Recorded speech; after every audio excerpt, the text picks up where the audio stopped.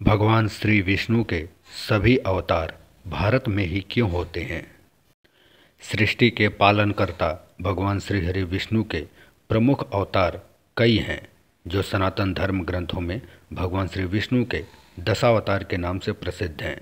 शास्त्रों के अनुसार धरती पर बढ़ते पापों को खत्म करने के लिए भगवान खुद संसार में अवतार के रूप में प्रकट होते हैं। अब तक भगवान विष्णु के 9 प्रमुख अवतार हो चुके हैं। कल्कि पुराण के अनुसार श्री हरि का कल्कि अवतार कलयुग के अंत में होगा। इस संबंध में एक प्रश्न कई बार हमारे मन में आता है कि ऐसा क्या कारण है कि समस्त विश्व के स्वामी भगवान श्री हरि विष्णु के सभी अवतार भारत में ही होते हैं, अन्य देशों में क्यों नहीं होते हैं? चलिए आइए इसके पीछे के मुख्य कारण को जानते हैं।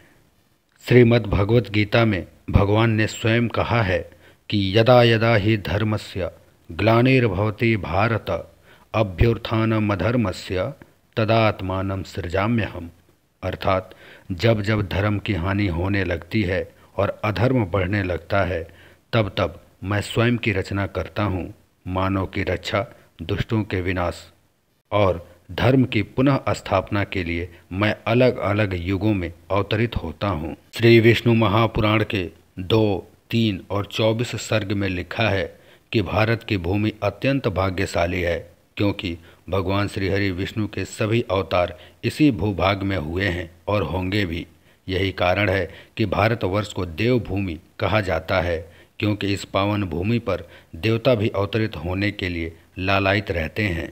श्री विष्णु महापुराण में एक श्लोक आता है कि गायन्ति देवाः किल गीतिकानि धन्यास्तु ते भारत भूमि भागे स्वर्गापवर्गास्पद मार्गभूते भवन्ति भूयः पुरुषा सुरत्वात्। अर्थात देवता भी स्वर्ग में यह गान करते हैं कि धन्य हैं वे लोग जो भारत भूमि में किसी भाग में उत्पन्न हुए हैं। वह भूमि स्वर्ग से बढ़कर है, क्योंकि वहाँ स्वर्ग के अतिरिक्त मोक्ष की साधना की जा सकती है। स्वर्ग में देवत्व भोग लेने के बाद देव मोक्ष की साधना के लिए कर्म भूमि भारत में फिर जन्म लेते हैं। वहीं इसको दूसरे नज़रिए से भी देखें तो विश्व का हृदय स्थल भारत भूमि को कहा जाता है। जिस प्रकार भगवान सूर्यदेव अपनी निश्चित धुरी पर ही घूमते हैं, लेकिन उनका प्रकाश पूरी सृष्टि को बराबर मिलता है, वहीं जब हम कोई वृत्त बनाते हैं तो किसी निश्चित स्थान को केंद्र बनाकर गोला बनाते हैं।